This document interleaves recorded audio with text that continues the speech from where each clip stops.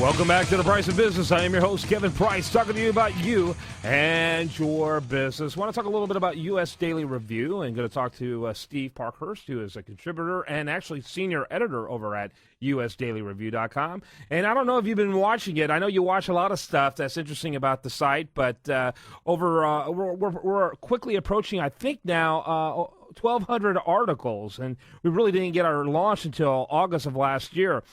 Pretty impressed by the amount of content we've been able to produce over the last 7 months, 8 months. Yeah, it's definitely interesting to watch. As I've mentioned before, we're always adding new content, new writers. One of the recent additions that I've been working on is a writer named Fallon Ballard out of Southern California, who's a wedding planner.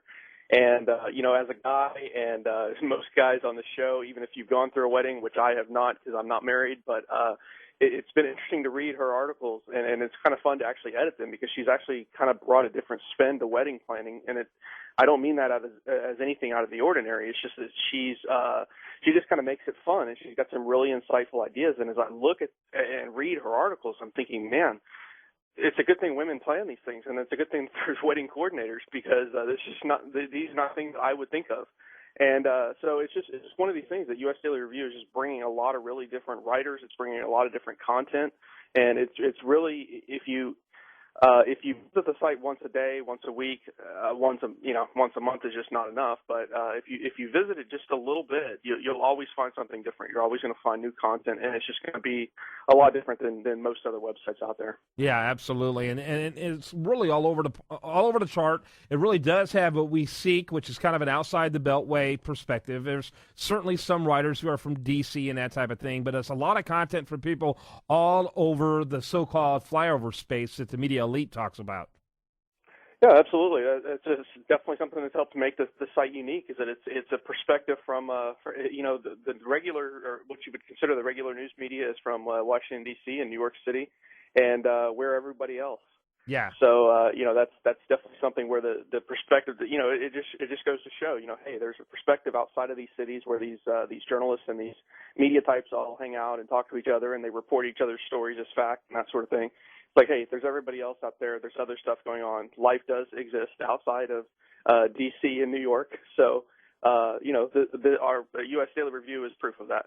Yeah, no question about it. No question about it. Let me ask you, and then one of the things that you've done that we talk about quite often, in fact, the last time we were on the show, we almost spent the entire segment talking about your feature on Across the Pond, which is a regular feature over there. And we have a lot of unique writers, but not a lot of unique features yet. I think the ongoing wedding story are definitely unique. Your Across the Pond is unique. And let's tell the listener about that.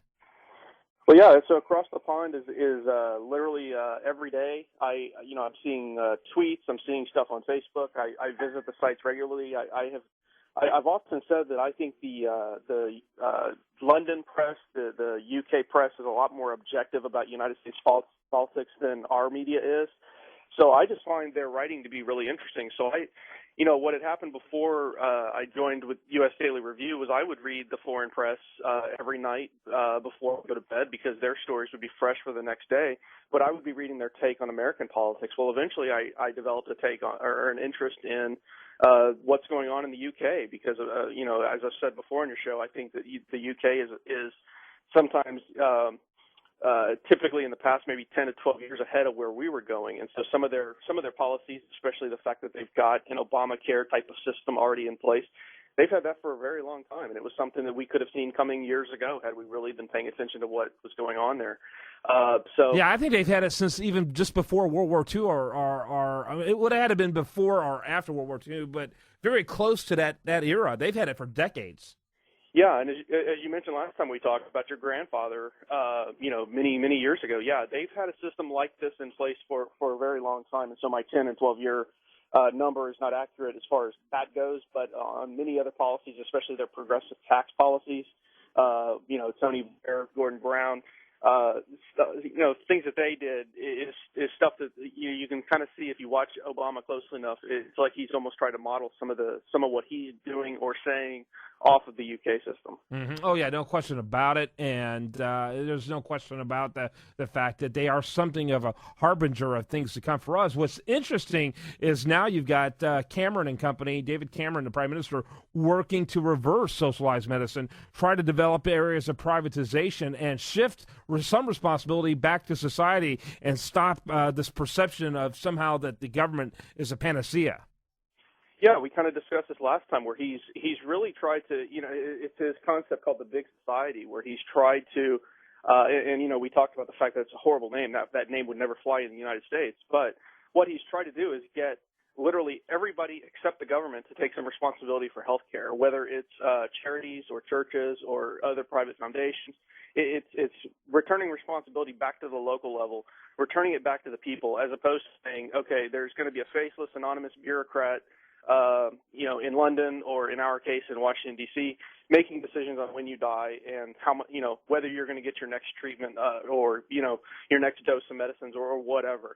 And so, the big society part of his plan, again, is just to take the responsibility away from the government and to try to return it to the people, because I think they're realizing over there that the government can only do so much before it starts to create an unsustainable where they can't continue any longer. Yeah, I was pretty close. I looked up the date. July 1948 was when it became what it is today, the socialized healthcare system there in England. And it's a fascinating subject. It seems, in fact, Canada's looking more and more at privatization. They, too, have got problems with the current program. Other countries, simply because of the economics of it, are being forced to look at it differently. You've got to get personal economy. And what I mean by that is individuals' view of economy involved in this decision-making in order for it to be rationed properly. And I don't mean that in a government sort of way, but I mean hey, well, I'm going to buy only the small version because it's coming out of my own pocket. You got to have some of that, or you're going to have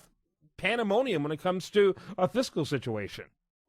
Well, that's absolutely right. I think what you're seeing here, especially in the United States model, is what you're seeing is you have a lot of young people here who, and the reason for this mandate in the ObamaCare legislation, where you could be up to 26 years old and still covered by your parents' insurance plan.